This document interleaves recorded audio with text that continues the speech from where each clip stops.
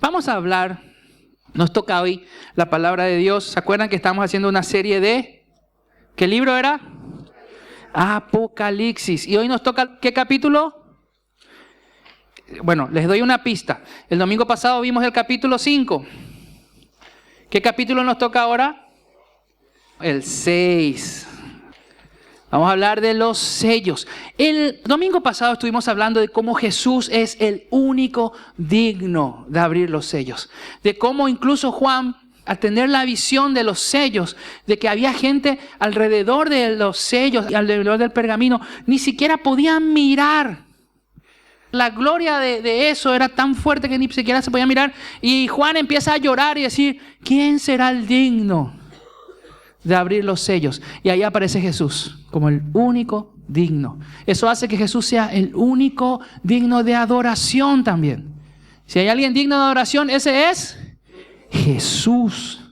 Contaba esta mañana y me gozo al pensar que va a llegar un momento en que toda rodilla se va a doblar delante de la presencia del Señor y toda lengua va a confesar que Jesucristo es Señor.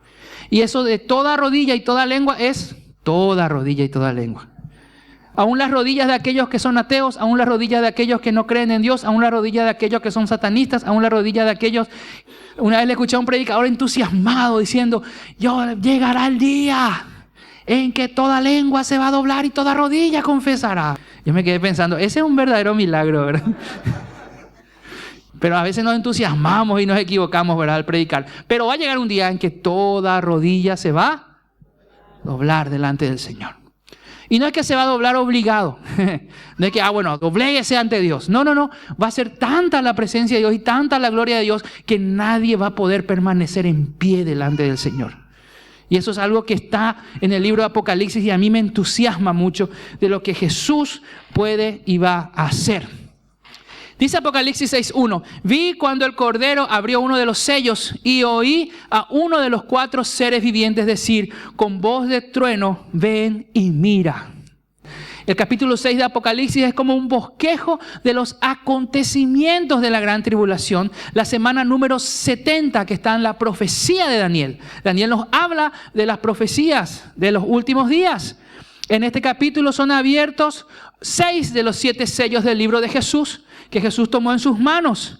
El 7º sello se expande con 7 trompetas y la 7ª trompeta se expande en 7 copas. Los sellos, las trompetas y las copas son 3 series del juicio divino que va a ser derramado sobre la humanidad. El Cordero de Dios que nos redimió y ahora la mano del Padre entrega la mano traspasada al Cordero como inmolado. En otras palabras, en este tiempo nosotros estamos viviendo tiempos en donde Satanás está de alguna u otra manera siendo el príncipe de este siglo. Él está haciendo sus cosas, se está moviendo. Y ustedes saben, cada vez que Satanás toma el control de las cosas, sí o sí le sirve a ¿quién? A Dios. Porque todo lo que Satanás quiere hacer para contradecir a Dios, al final le sirve a Dios. Un ejemplo bíblico, todo lo que hizo con Moisés. Cómo quiso matarla a Moisés. Sin embargo, Moisés fue a Egipto. ¿Y quién le dio sabiduría a Moisés en Egipto?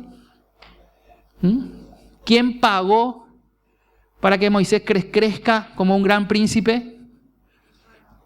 El Faraón. Faraón es la representación de Satanás. Satanás termina siendo un siervo de Dios. ¿Le gusta o no le guste? ¿Verdad? Ustedes... Hay una famosa historia de una señora con muchos problemas económicos, no tenía dinero, entonces llama a una radio cristiana y dice, por favor, necesito ayuda, no tengo ni qué comer hoy. Entonces un satanista que estaba escuchando la radio cristiana, porque los satanistas están muy pendientes de nosotros, de lo que hacemos. Este satanista escuchó la radio cristiana y dijo, para que esa señora vea que Dios no le va a ayudar, yo me voy a ir. Entonces agarró, llevó provistas y le llevó a la señora y le dijo, esto le traigo de parte de Satanás. Y le dijo, wow, qué bueno es Dios. ¿Cómo que qué bueno es Dios? Y esto yo le traigo de parte de Satanás. Cuando Dios está a tu favor, hasta los siervos de Satanás y Satanás mismo te traen cosas. Porque siempre pasa eso. Satanás empieza a hacer un plan ¿verdad? Para destruir a Jesús como Hijo de Dios. Y sin embargo Jesús, ¿verdad? Sale como el gran victorioso. Ese Viernes Santo todos nos ponemos tristes de alguna manera, ¿verdad? El Viernes Santo estamos todos preocupados. ¿Qué pasó con Jesús? Murió Jesús. Satanás piensa que Él ganó, pero en realidad era el plan perfecto que el Cordero haya sido inmolado, que el Cordero de Dios, Cordero Santo, muere por nosotros pecadores y nos da el poder, la potestad, la bendición de ser hijos de Dios. Y a partir de ahí, todos los pactos hechos, habidos y por haber, se cumplen en un solo pacto: la muerte del Hijo de Dios. Esa es la consumación de todo. Entonces tenemos que entender, y lo que a mí más me gusta de leer Apocalipsis, es que en Apocalipsis es el libro donde al final Dios gana. Si estás dudando de eso, yo les contaba y les comentaba que me preocupan mucho las películas de hoy donde los malos ganan. Nos están como adoctrinando que los malos tienen que ganar, y los malos no ganan. El bien siempre prevalece sobre el mal. Siempre. Entonces cuando vas al libro de Apocalipsis, pensá en eso y ya no te va a dar más miedito. Porque mucha gente no lee Apocalipsis porque le da miedo, ¿verdad? No tengan miedo. Dios vence. Cuando estoy viendo películas así de suspenso o algo, me dice, mi hijo me pregunta, ¿quién gana al final? Y yo le digo, al final gana el bueno. Ah, bueno, y se sienta y vive conmigo. Eso le da seguridad. Y él a veces todavía cuando la película está muy candente, se levanta y se va, ¿verdad? Después viene, ¿qué tal está? Bien, ahora ya se sienta. Tiene 7 años y es muy vivo, muy perceptivo. Dice la palabra de Dios en el 2, y miré aquí un caballo blanco, y el que lo montaba tenía un arco, y le fue dada una corona, y salió venciendo y para vencer. Cuando nosotros vemos de un caballo blanco, lo primero que la gente agarra y dice, ese es Jesús. Un caballo blanco, un ser de blanco, entonces nosotros, ese es Jesús. Pero acuérdense que el anticristo va a venir disfrazado como ángel de luz. Veamos algunas características. Algunos creen que el jinete de este caballo blanco, el primer sello, es Cristo. Pero hay varias cosas que pueden ser consideradas. Por ejemplo, Cristo es quien abre los sellos en el cielo, y los acontecimientos contenidos en los sellos se producen ¿dónde? En la tierra. Punto a tener en cuenta. Otro punto a tener en cuenta. Lo único que hay en común entre el pasaje 6.2 y 19.11 es el caballo blanco. El jinete, la forma, cómo está el jinete, el arma que tiene, ninguno es, solo el caballo blanco. Porque muchas veces Satanás nos va a querer confundir. Otro punto, es simbólico. El caballo y su jinete de 19.11 es real y literal. ¿Se entiende? Es una visión que tuvo Juan, este caballo blanco. Pero el del 19.11, donde se nos presenta como Jesús, eso sí es real. Eso es literal, no es una visión. Otro punto a tener en cuenta, porque en el 19.11 habla de Cristo y su segunda venida al final de los juicios. El primer caballo blanco, en el capítulo 6, inicia una serie de acontecimientos horribles en el mundo. En el del capítulo 19.11, la segunda venida de Cristo pone fin a todas esas situaciones horribles. ¿Se entiende? Entonces no nos confundamos, porque va a haber gente que se va a confundir. Cuando aparezca el anticristo, va a creer que es el Cristo.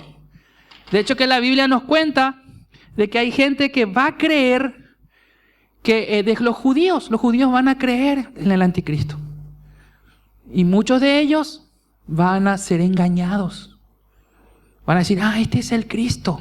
¿Por qué? Porque va a hacer milagros, va a hacer señales. Entonces no sigamos los milagros y las señales, sigamos lo que la palabra de Dios dice. Pero al lado de mi casa había una señora que practicaba la umbanda. La umbanda es como magia blanca, le curaba a la gente. Y esta señora yo veía que hacía milagros en cierta forma. Y le curaba y le sanaba a la gente, pero era Satanás mismo el que hacía eso. ¿Qué pasa? Te sacaba 3 bichitos, pero te ponía 5. Te curaba de una enfermedad, pero te ponía 4 más. Porque Satanás opera así. En teoría te sana, pero tu alma se está pudriendo cada vez más. Tu cuerpo a lo mejor se sana de una enfermedad, pero con el tiempo recibís otras enfermedades. La gente que recurre a este tipo de servicios te puede hablar de eso. Por eso es importante entender, porque la umbanda hablan de magia blanca y la quimbanda hablan de magia negra. Entonces alguien te hace payé y vos te vas a otra payesera para que te saque el payé. Ella te saca unos bichitos, pero te mete otros bichitos. Tuve el privilegio de predicarle a esta señora de Jesús y en su lecho de muerte hacer que la acepte a Jesús. Y en su lecho de muerte yo pude ver como una señora grande, adusta, se achicó. Le agarró una diabetes que le mató y se fue achicando. Parecía una criatura en su lecho de muerte. Y como fue una señora que me enseñó guaraní, pues cuando yo me mudé a Ñemby, yo era de Asunción, me mudé a Ñemby y yo no sabía hablar guaraní. Y no tenía amiguitos por eso. Y ella me enseñó a hacer poesías en guaraní. Era una de las cosas que decía, era Sheja de Cambuchía y Cobacuewi, Winde y Chantabey. Esa fue una de las cosas que se me dijo. Yo soy un cántaro que fui creado de la tierra igual que vos. Eso me encantó esa frase que me enseñó. El guaraní no es fácil. Pero esta señora me enseñó a hablar en guaraní y también me enseñó muchas cosas. Me enseñó el amor al arte, por ejemplo. Porque ella era una artista. A pintar cuadros y todo eso. Le estoy muy agradecido a ella. Y por eso también yo creo que Dios me dio esa posibilidad de hacerlo. Pero siempre que Satanás te da algo, te pasa factura después. Sin embargo, Dios te bendice y te sigue bendiciendo. Por eso es importante recurrir siempre a Dios. Ahora, otro punto. El jinete del capítulo 6 tenía un arco, pero no tenía flechas. En la Biblia el arco más bien está conectado con los malos y la maldad. No tengo mucho tiempo, entonces no vamos a entrar en detalles. Pero en Apocalipsis Cristo aparece teniendo ¿qué cosa en la mano? En Apocalipsis 19, ¿qué tiene en la mano? Es de 2 filos. Una espada. Ese pequeño dato te puede salvar la vida. Entender que Satanás no va a poder tener la espada, porque la espada que representa la palabra de Dios. Satanás puede imitar un montón de cosas, pero no la palabra de Dios. Y una cosa que Satanás no puede imitar, que te puede ayudar como señal, es la paz. Si algo te da paz, es de Dios. Porque Satanás no puede imitar la paz. Puede imitar muchas cosas, no la paz. Entonces cuando estás en medio de una duda, de una decisión que tenés que tomar, pedile a Dios que te dé paz. Las veces que yo hablo con gente que cometió errores, las veces que yo hablo con gente que tomó una decisión equivocada, yo le pregunto, ¿y cómo te sentiste al tomar la decisión? Y no me sentía tranquila, pastor. No me sentía tranquilo. Había algo que igual no me tomé la decisión. Y ahora están las consecuencias. ¿Por qué? Tenés que buscar paz. Si la cosa se está medio, ¿verdad? Entonces, dejá nomás. Entregala al Señor. Preguntale al Señor. Dios te va a decir sí, no, o una tercera respuesta. ¿Cuál es esa tercera respuesta? Nadie no nos gusta recibir eso. Espera. Yo a veces le digo, Señor, decime así o no nomás, ¿verdad? Y Dios te dice, espera. Porque cuando Dios está en silencio, como ustedes mismos dijeron, es porque está obrando, está haciendo cosas. Se viene algo grande. Muchas veces experimentamos el silencio de Dios. Hay veces que yo estoy orando y parece que le estoy hablando a la pared. Como que Dios se calla y no me dice, no me responde. Pablo experimentó eso y dijo, 3 veces le pedí al Señor, ¿verdad? 3 veces le pedí. Imagínense Pablo pidiendo 3 veces y ya se frustró ya. No, era muy grande el nivel de frustración de Pablo. Al pedir la tercera vez ya se frustró. Nosotros estamos pidiendo 44 veces lo mismo. Y Dios nos dice, espera. Silencio, estoy obrando. Entre Malaquías y Mateo hay 400 años de silencio. 400 años donde Dios está preparando todo para que venga Jesús. ¿Desde cuánto tiempo Dios está en silencio contigo? Porque Dios está obrando. Y deja nomás que Dios siga obrando. Nos conviene la obra de Dios. Dice que le fue dada una corona a este jinete del Apocalipsis 6. No es rey, sino que fue hecho rey. La Biblia enseña que el diablo le dará una corona al anticristo. Esto está, por si alguien tenga duda, puede anotarlo. Después lo coteja en su casa. En Daniel 8:24 y en Apocalipsis 13, 12 y 4. O al 4. Le fue dada una corona, no es rey, sino que fue hecho rey. La corona del jinete de 6:2, el estéfano es una corona corriente con relación a Cristo. En 19:11, que habla que en su cabeza había muchas diademas o coronas múltiples. Era una corona especial el que tenía Cristo. Con relación a que salió venciendo, particularmente la profecía de Daniel claramente enseña que al principio de su periodo el anticristo tendrá éxito, que conquistará. Esto está en Daniel 7:7, en 8:20, en el capítulo 21, 23 y 24, donde aparentemente el anticristo toma ventaja y va a estar avanzando en el mundo. Como que Dios le dice al anticristo: avanza nomás, pasa nomás, hace nomás. Un tiempo que tiene el anticristo de reinar hasta que Dios ponga un punto final en eso. Lo interesante es que en medio del reinado del anticristo siempre va a haber un remanente. Y nosotros tenemos la promesa de que ya no vamos a estar acá. ¿Vamos a hacer qué cosa? Arrebatados. Eso vamos a estar hablando también en los próximos domingos. Los juicios de la gran tribulación se inician con el primer sello, la manifestación del anticristo. Es importante. Por eso creemos esto. El primer sello es la manifestación ¿de quién? Del anticristo. El primer sello que se abre, el primer jinete, es la manifestación del anticristo que va a querer engañar a la gente.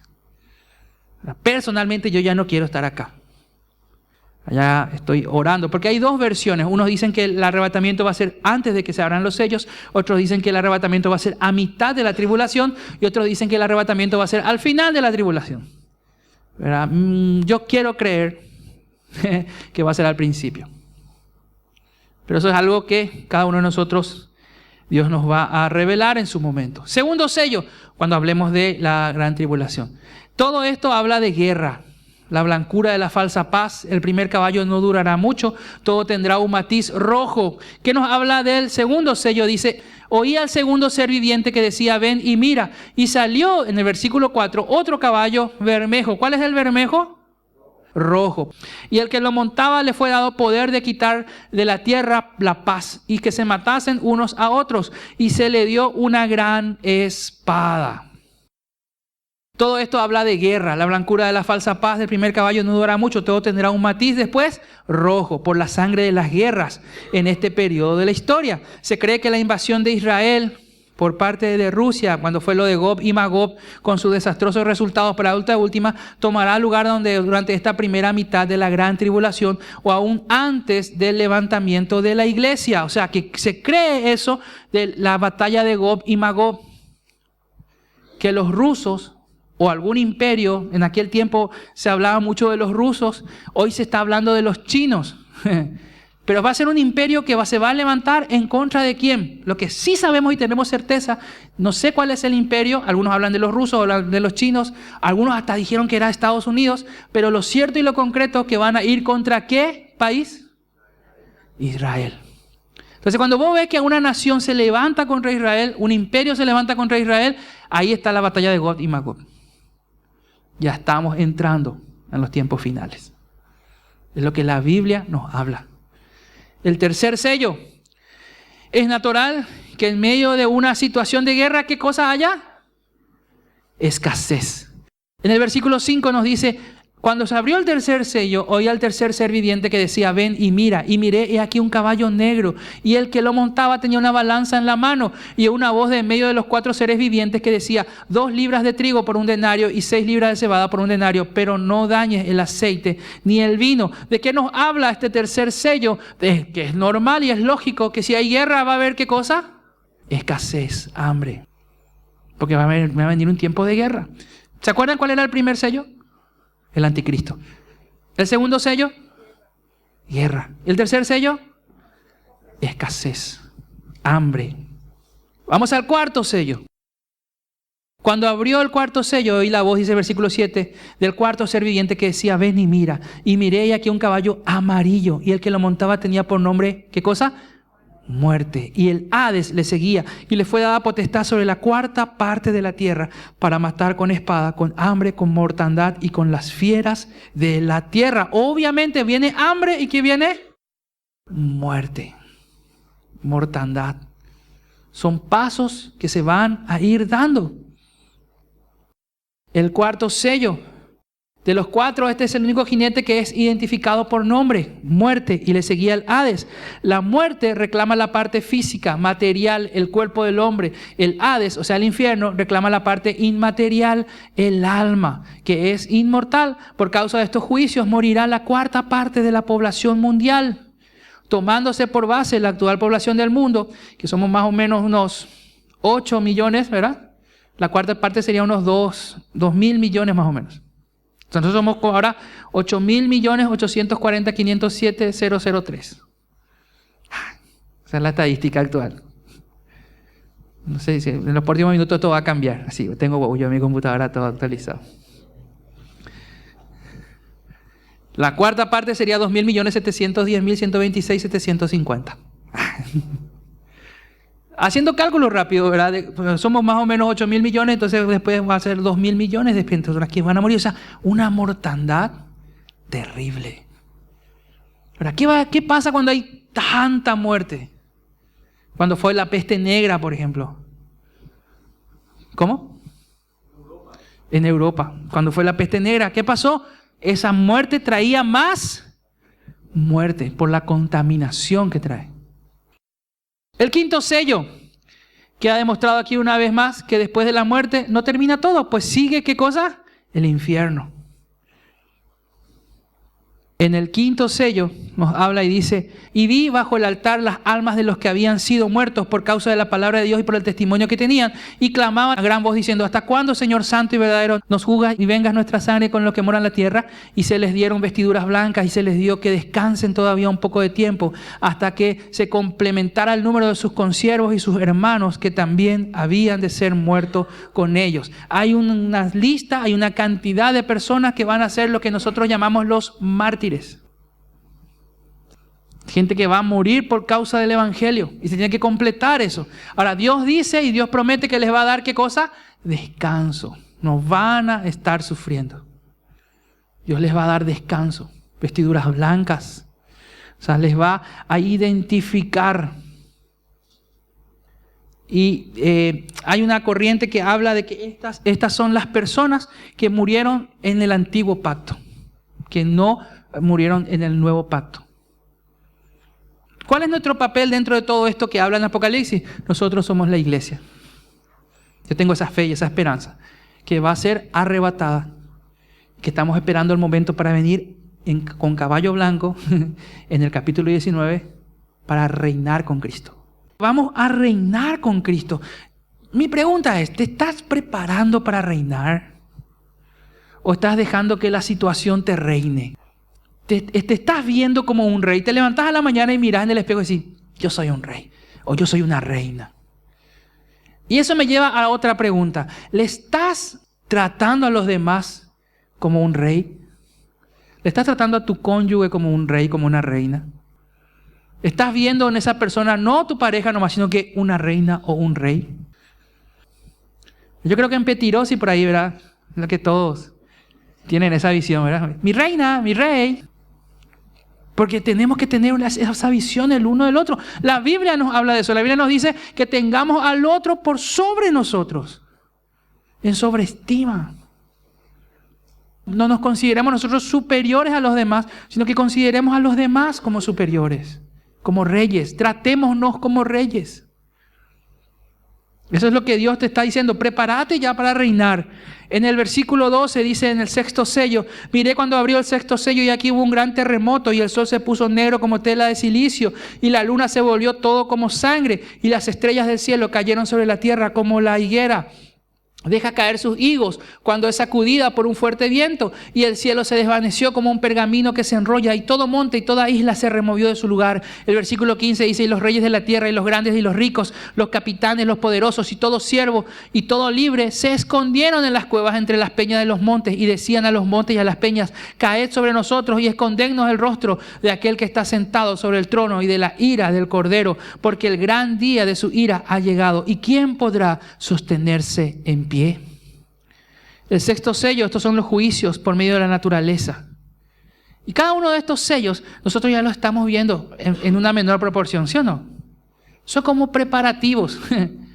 Es como aquel incrédulo que dice: no va a ser tan así. No va a ser tan desastre. Entonces, pero Dios ya te muestra, Él puede hacer así y desaparece. Esa gente del tsunami, por ejemplo, que estaban felices, no sé si viste esa película Lo Imposible. Ellos estaban felices disfrutando de las vacaciones de sus vidas y de repente, ¡prá! Porque a veces como seres humanos nos creemos tan superiores, nos creemos que nosotros lo gobernamos. Sin embargo, como seres humanos, ahí entra la frase que siempre hablamos en los velorios, no somos nada. La fragilidad del ser humano. Que aún nuestra situación puede cambiar en un abrir y cerrar de ojos. Entonces, voy a confiar mi salvación, o voy a confiar mi vida en un ser humano. Y no, necesito como ser humano buscar un ser superior. Necesito de Dios. No es que Dios necesita de mí, porque eso es un mensaje también que se nos transmite. Y Dios necesita que le sirvas, y Dios necesita que ofrende, y Dios no necesita nada de nosotros. Es más, quiero sacarte de esa carga pesada que a lo mejor llevas. Dios no espera nada de vos. Porque muchos dicen, Dios espera mucho de mí. A mí cuando me hablaban de adolescente, tenés que servirle a Dios. No, pero ¿qué? Yo voy a servirle a Dios, demasiada carga. Ser pastor es demasiado. Pobre de mí. Uno de los peores males de este siglo, en mi opinión, es la victimización. Por eso el bullying está tan fuerte, porque la gente se victimiza. En vez de enfrentar el bullying, se victimiza. En mi época de colegio había muchísimo bullying, pero nadie se victimizaba, todos lo enfrentaban. Hoy no, hoy pobrecito. Mira, la victimización. Entonces nadie asume responsabilidades, nadie hace lo que tiene que hacer porque todos nos victimizamos nomás. Mamá no quiere, papá no está, es tarde y llueve, la vida me engañó. Todo victimización. Cuando en realidad lo que tenemos que hacer es afrontar, confrontar y entender que delante de Dios somos frágiles criaturas. Somos frágiles criaturas y confiar en que Dios va a hacer un gran terremoto, con todas las consecuencias desastrosas. Los terremotos en el mundo han traído grandes estragos en todo sentido, en cada siglo. Hay eso. Habla de que el sol se puso negro, la luna se volvió como sangre, las estrellas del cielo cayeron, el cielo se enrolla, montes e islas fueron removidas, causando gran confusión, terror y espanto. Tenemos que entender, y ahí en el versículo 6, cuando habla de los sellos, dice, y decían a los montes y a las peñas, caed sobre nosotros y escondednos del rostro de aquel que está sentado sobre el trono y de la ira del Cordero, porque el gran día de su ira ha llegado. ¿Y quién podrá sostenerse en pie? Así termina el capítulo 6 de hoy. No se pierda el capítulo 7. El próximo domingo, a la misma hora y en el mismo lugar. ¿Qué es lo que yo quiero? ¿Con qué quiero que vayan a sus casas? ¿Con el llamando un batante hoy? ¿O con el entender que yo tengo que ocupar mi lugar en Cristo para no pasar por estos sellos? Que si yo estoy sentado en Cristo, ya no vivo yo, Cristo vive en mí, ya no estoy acá, estoy sentado en lugares celestiales, viendo como principal... en lugares principales, como todo acontece en el mundo. ¿Verdad? Ahora, ¿qué puedo hacer yo hoy? Y empezar a predicar de Jesús. Empezar a hablar de Jesús. Voy a hacer unas preguntas retóricas, no hace falta que me conteste. ¿Cuántas personas hablaste de Jesús en esta semana? Y muy poco, pastor. Bueno, dame nada más. Bueno, en este mes. ¿A cuántas personas le hablaste de Jesús en este mes? Y no, demasiado ya me pedí, pastor. Dame nada más. Bueno, ¿a cuántas personas hablaste de Jesús en este año? 2016, desde enero hasta ahora, agosto. 8 meses. ¿A cuántas personas le hablaste de Cristo? ¿Ante cuántas personas testificaste del poder de Cristo? Le dijiste, Cristo es la solución para este país. No, y ahora podés usar eso, porque este país se va a la China, este país no funciona, este país es un desastre, y decirle, no, Jesús es la solución para este país. Jesús es. Usaste esas oportunidades que tuviste cuando viene alguien y se queja. Usaste esa oportunidad cuando viene alguien y te manifiesta que está enfermo. Y le dijiste, déjame, voy a orar por vos. Permitime orar por vos. Quiero decirte una cosa. Te pueden rechazar una invitación a la iglesia, pero nadie rechaza una oración. Entonces deja de invitar a la iglesia a la gente. Empieza a orar por la gente. Todd White se llama un predicador que anda por ahí por la calle. Él era drogadicto, era un desastre, se estaba por morir. Dios le sanó. Demasiado interés, quise que en este septiembre venga al Congreso de Jóvenes, pero no conseguimos. Mejor para el año que viene va a venir. Él usa rastas. Si vos ves su pinta vas a decir, este es un cualquiera. Está tatuado de punta a punta. Pero es tanto lo que Dios hizo por él que él recorre las ciudades más importantes del mundo. Y lo único que él hace es decirle a la gente, te veo que estás enfermo, te pasa algo, ¿puedo orar por vos? Y empieza a orar por la gente. Y la gente empieza a sanarse. Y él recorre el mundo haciendo eso. De mochilero. Con su mochila y se va por ahí. Tanto fue lo que él estuvo haciendo que una persona agarró una cámara de video y le empezó a seguir por todos lados. Y en esta inclusive lo pueden buscar en YouTube. Esta semana les dejo de tarea que pongan Todd White. T-O-D y White como White. W-H-I-T-E. White. ¿Verdad? Black and White. Acuérdense de eso. Y pongan en YouTube y van a ver cómo él. Y es más, pueden poner. Hay ¿cómo se llama? Un documental de él que se llama El Padre de la Luz. Yo lo encontré subtitulado en portugués, no lo encontré todavía subtitulado en español. A lo mejor vos tenés más bendición que yo.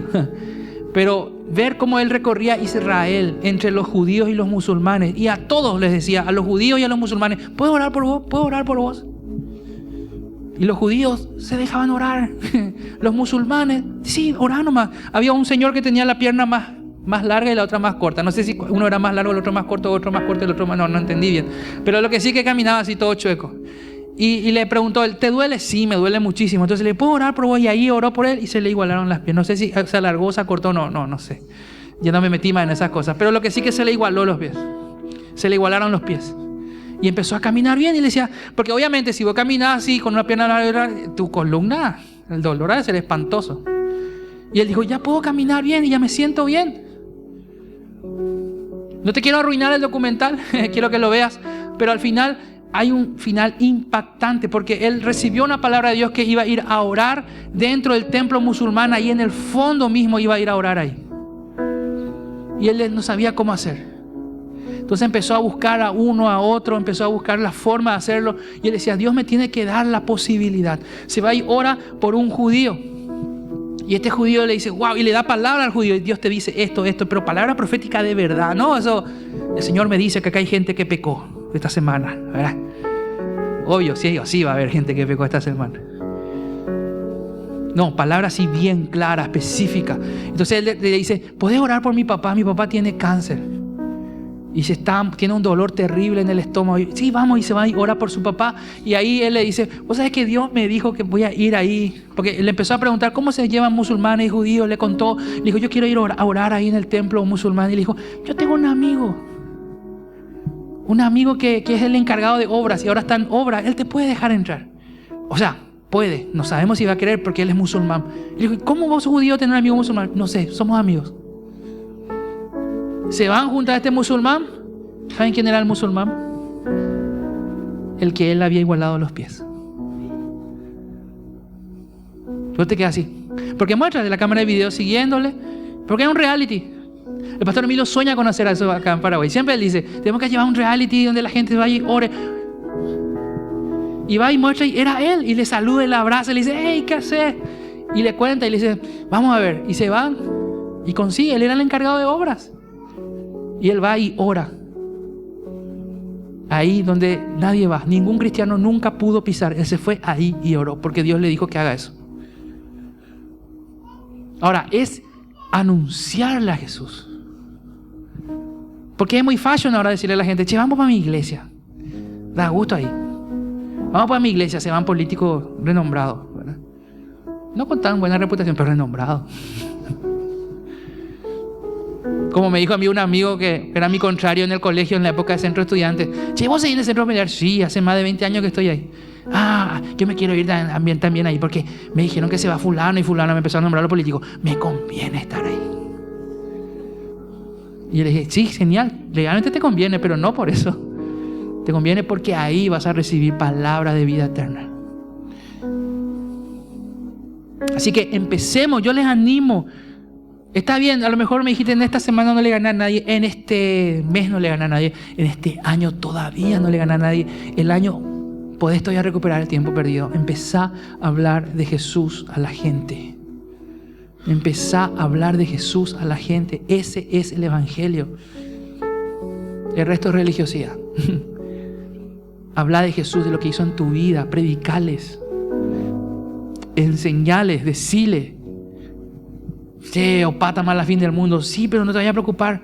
Como cristianos nos vamos a ir antes. ¿Y cómo eso es? ¿Y vos estás seguro de tu salvación? Si vos te morís, vos te vas al cielo o al infierno. Y no sé la verdad. ¿Y quieres estar seguro de eso? Sí, quiero estar seguro. Bueno, vamos a hacer una oración juntos para que te puedas ir al cielo. Sencillo es. No vaya a entrar a discutir de doctrina de que esto, que la virgen que no es virgen, que había sido fue virgen, pero con hambre. Si le hizo cesárea había sido por eso. No. No entres en esas cosas. Porque de todo ya vas a escuchar una discusión. Entra directo. Jesús. Amén. Vamos a ponernos de pie. Yo quiero animarte y desafiarte a que hagas esto. Pedile a Dios que esta semana te dé la oportunidad de compartir tu fe con una persona. No le haya pedido dos. A lo mejor te da 2, 3, 4 también. Pero pedile una persona. Decirle, dame una oportunidad que yo pueda compartir mi fe y hablarle de ti, Jesús.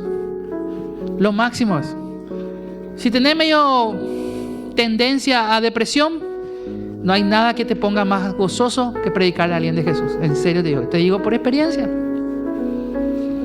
Si tenés una tendencia a mala onda, predica de Jesús. Si hay religiosidad en tu vida y te das cuenta de decir, yo quiero empezar a hablar de Jesús, y la religiosidad va a empezar a morir. Y va a empezar a fluir en vos un cristianismo verdadero. Amén. Vamos a levantar nuestras manos al cielo con nosotros, ojos cerrados, y decirle, Señor, dame una oportunidad esta semana, Señor, de hablarle a alguien de ti, Jesús. Señor, dame el privilegio de poder guiarle a alguien a la salvación en ti, Jesús. Dame ese privilegio. Yo quiero sentir, Señor, lo que es ayudarle a alguien a que te conozca. Dame ese privilegio, Señor. Dame, Padre.